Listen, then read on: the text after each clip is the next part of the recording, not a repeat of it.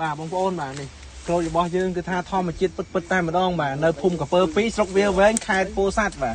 vì phum ham rồi không vậy chứ thấy bông ôn khơi đà po lương trái mến tôm á nè mến tôm ấy bông ôn tầm bứt tới đây xa ta trơ nâng cầm đá bẹt tít nè bông ôn chào mời nhom chặt ở bông ôn mới nè bà nè khơi nhà mặt hang khiêu mặt hang lương hết để xa ta mặt hang nước việt trơ ở cầm đá bẹt tít hay chào mời nhom chặt ở bông ôn mới đó sờแต่มาดองอัดเมียนจิตกีมีอัดบานบังขนามเต้บางพอนบ่นี่บางพอน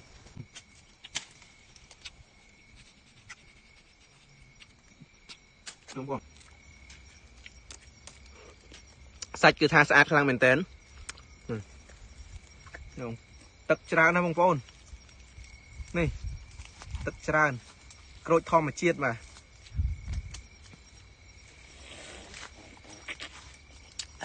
បាទពុកម៉ែបងប្អូនថ្ងៃនេះភូមិមហា163យើងគឺបានចុះមកចំការផ្ទាល់តែម្ដងបាទបងប្អូនគឺជាចំការផ្ទាល់ខ្លួនតែម្ដងបងប្អូនបាទឥឡូវនេះគឺថាដល់រដូវកាលដែលត្រូវប្រមូលផលបាទហ្នឹងហើយក្រូចពោធិ៍សាត់របស់យើងបាទហៅ